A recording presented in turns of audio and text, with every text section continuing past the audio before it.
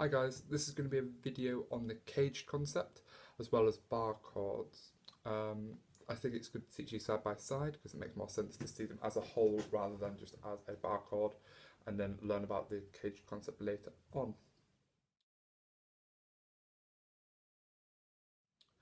Just a bit of theory to begin with. There are 12 notes in music. It's very important we need to know that. 7 of them we're going to consider normal notes, and 5 notes we're going to consider sharps and flats. Okay, so the 7th note in the alphabet is G. So we go through to G in our musical alphabet. We've got A, B, C, D, E, F, G.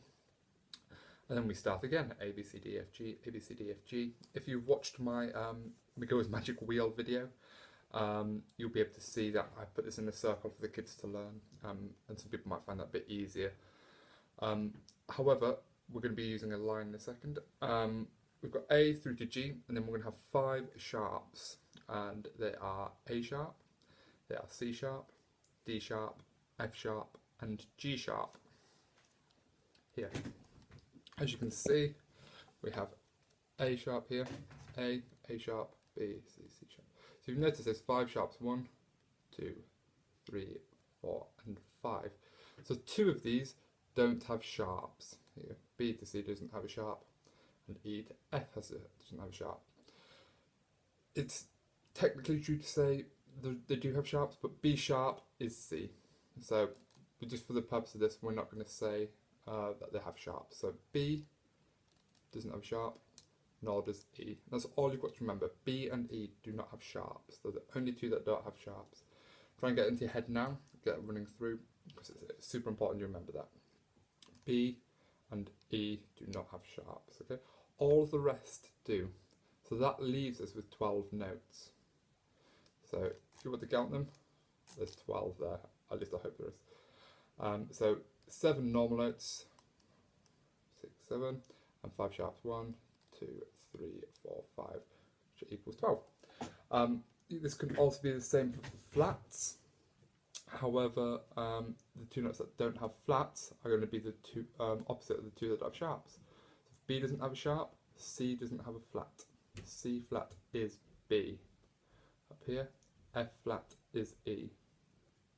Okay, so C and F don't have flats, and B and E do not have sharps.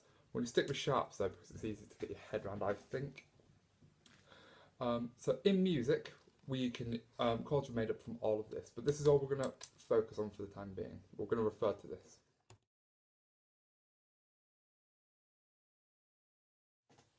Now, how we relate this to the caged concept and bar chords is by using shapes. Funnily enough, we're using 5 shapes, caged, and they are going to be, can you guess? C, A, G, E, and D. Okay, we're going to focus on 2 shapes, but the principle's same all the way through. So there's 5 shapes. What does that mean? That means there are 5 different chord shapes that we can use to play. So you're probably familiar with all of the 5 shapes. We've got a C shape here. We have an A shape, a G shape, E, and D. Okay, so they're the 5 shapes. They're obviously for the minors as well. So there are 5 shapes, and these can be moved. These are called movable shapes. And we're going to come back to our notes in a second. But these 5 shapes can be moved over the fretboards, and some of these tend to be bar chords. We're going to take our most common shape of an E major, just like that. I hope you all know that. That's all 6 strings. Now what we're going to do is we're going to be learning to play an F and all the other notes. If we take this E chord here, and we're going to readjust our fingers to not use our first finger. Instead of this, we're going to be doing this. Okay, so our middle finger is now where our first finger used to be. Okay, our ring finger has taken up where our middle finger used to be, and our pinky's taken up where our ring finger used to be. Like that. It still sounds exactly the same when I play a major. Okay, and this is a movable shape, as I've mentioned, and we're going to move this shape up a fret. Now what we need to consider is the open strings as well. Okay, so we're taking this shape and moving up a fret. You get this sound, kind of flamenco. Okay, but that's not an F chord. Okay, we need to move everything up a fret. So if you can see, when I'm playing the guitar, I'm playing all 6 strings. So we need to move all 6 strings up a fret.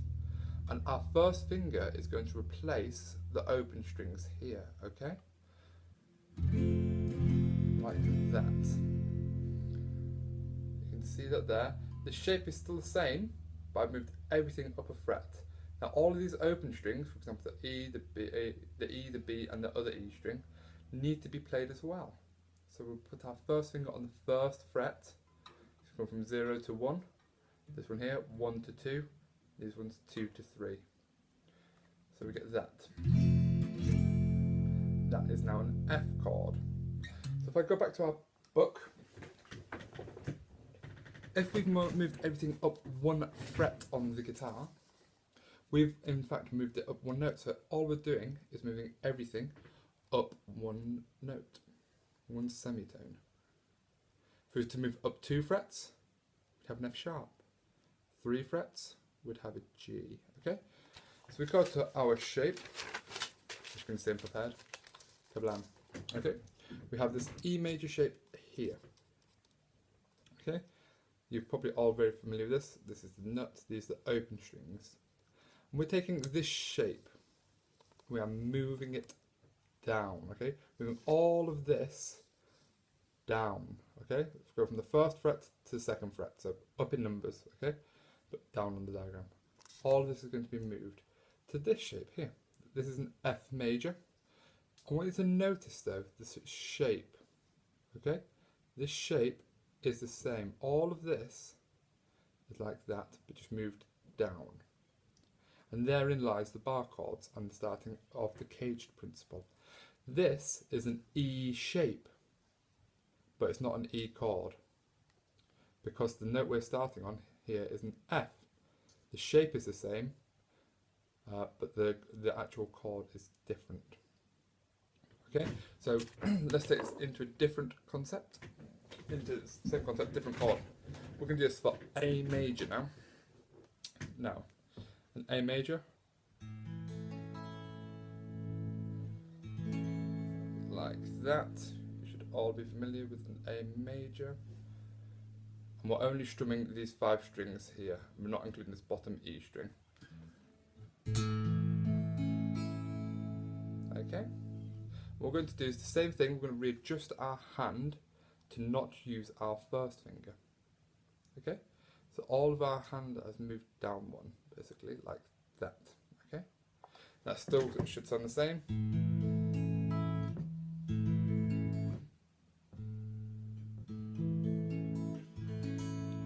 We're going to move everything up a fret, including the open strings. Okay, so remember we've got this open A here and the open E here. So we've got to move these up a fret. So we've got from the open, or a 0, up to 1. So moving everything up a fret.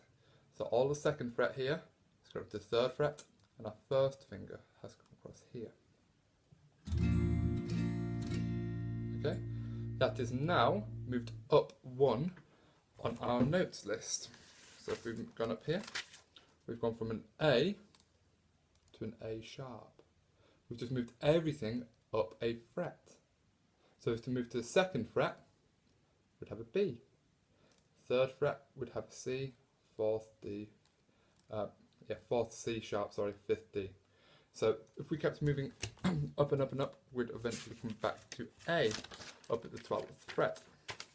Just to show you on the diagram, here we are again.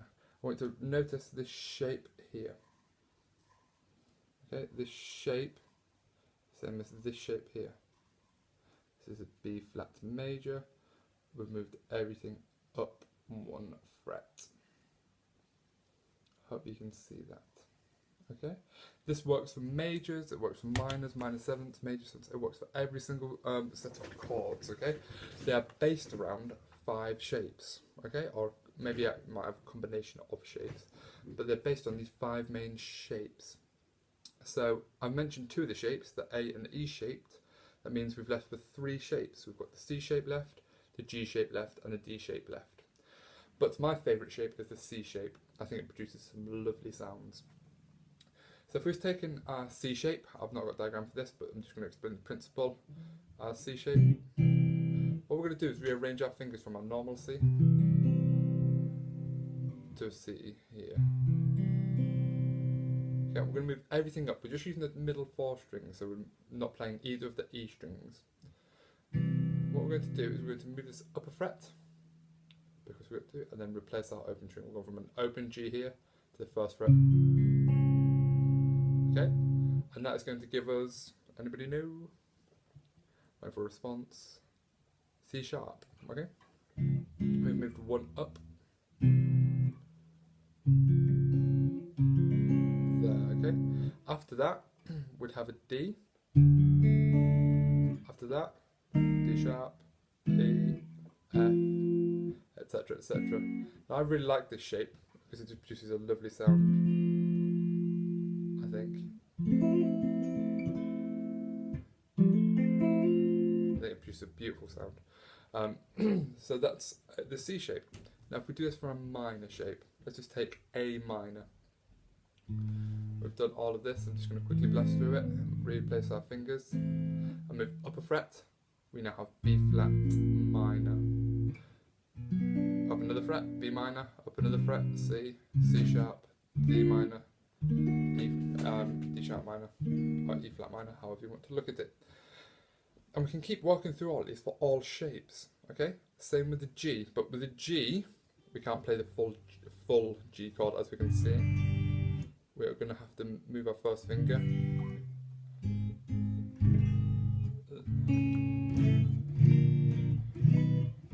keep going up, so we go from G, G sharp, etc. The G is very, very difficult. Don't worry if you don't get it. Well, all of these are quite difficult, so don't worry if you don't get them straight away. The important thing is you understand the principle and concept behind them. It's also quite important to make sure you keep trying these shapes as well. It's worth giving them a good attempt and slowly working your way towards them.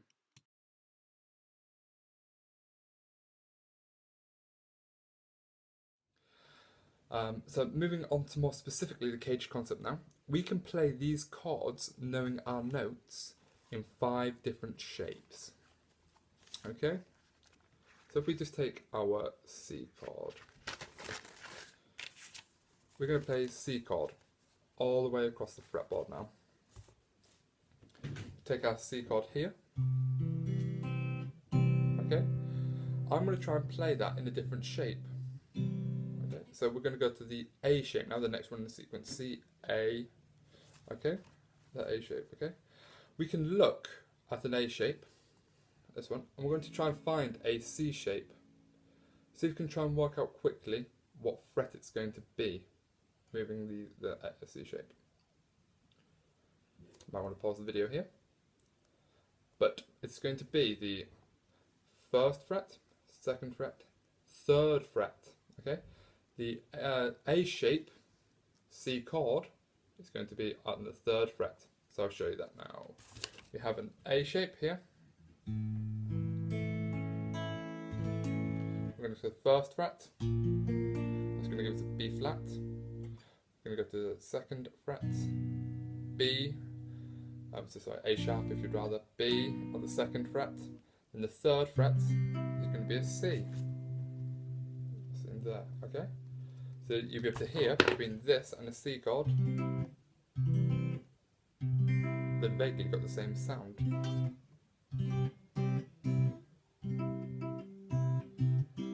Okay? The next shape, the G shape, is going to be on the bottom E string, because a G shape's root is on the E string here. So you can work that out again if you'd like. Try and pause the video here if you want to see that. Okay, so from here, G is the 3rd fret, that's our root. We're going to 4th fret, 5th fret, 6th fret, 7th fret, 8th fret. Okay, the 8th fret is where we're going from. So from here, count them, 1, 2, 3, 4, 5, okay, so it's 3, 4, 5, 6, 7, 8, okay, and we're going to make our G shape on there. And that sounds the same as the C. There's the A shape C.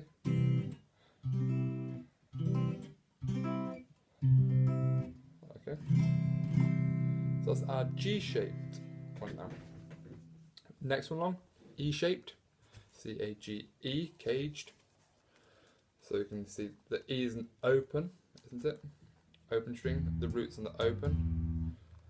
So now we can probably have a wild guess at where it might be.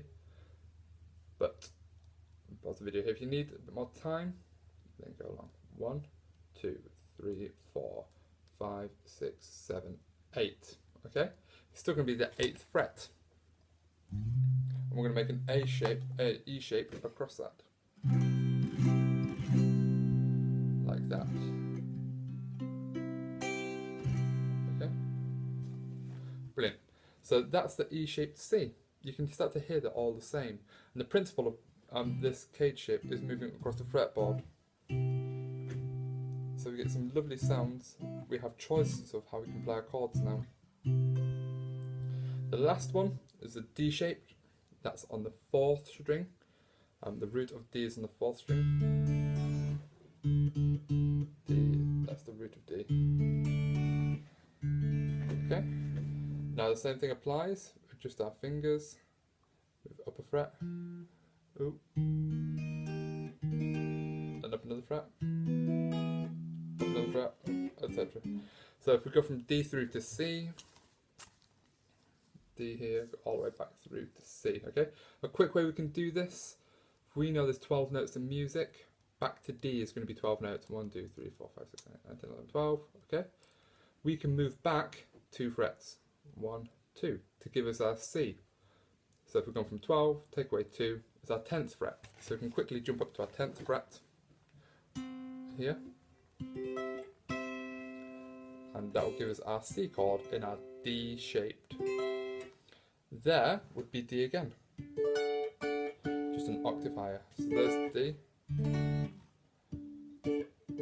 We're just going to go back 2 frets, 1, 2, and there's our C chord, D shaped.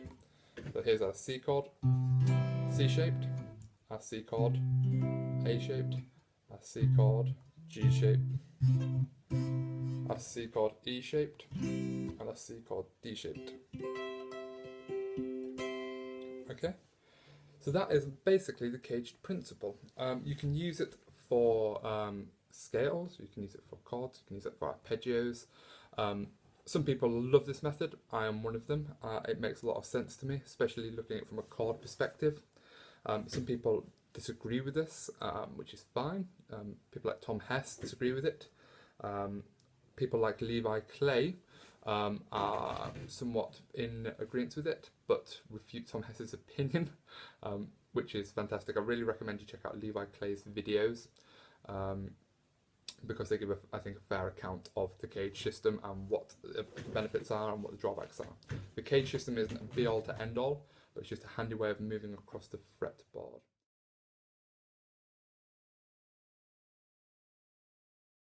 So what I recommend you practice is start with your E shapes. You can try it with an E minor as well. And practice going along here. Okay? You may want to start higher up the fretboard. It will be a little easy to get your fingers around it. Okay? So I start here. One thing I like to do is stack my fingers, so to speak, so my fingers are on top of each other when I'm playing the chord, just to give them a bit more strength. So whenever I'm playing, you can see my fingers on top of each other, my middle finger's reinforcing, or if I'm playing a major shape, my knuckles are pretty much together. Okay, there's a major shape, minor, major, okay? Try and reinforce my fingers as much as I can. Same with an A shape, my fingers are going to be touching. Same with a minor shape. Okay, so it's going to be a little bit more different, a little bit more difficult anyway. So how it worked was that E shape I like to start with, just because you can get there, and you can do half bars. So if you can't fully reach all the way across, just start with the top 2 strings and not play the bottom string. You can do that, okay? So start with that shape, full shape, if you'd rather, and keep working your way up, and start with the A shape. So notice here my first finger is muting the low E string by touching the low E string gently. It's quite important you get that, it'll help with your strumming and getting a bit of clarity. So really note my first finger just gently touching that E string to mute it. Go through your minors as well. So it makes sense to do them together, and then do your C shapes, and then your D shapes, and then your G shapes. One quick thing on the C shape, it is practically a D chord as well, as part of it. So this part here is the same part here. If you bar your first finger, that's D there.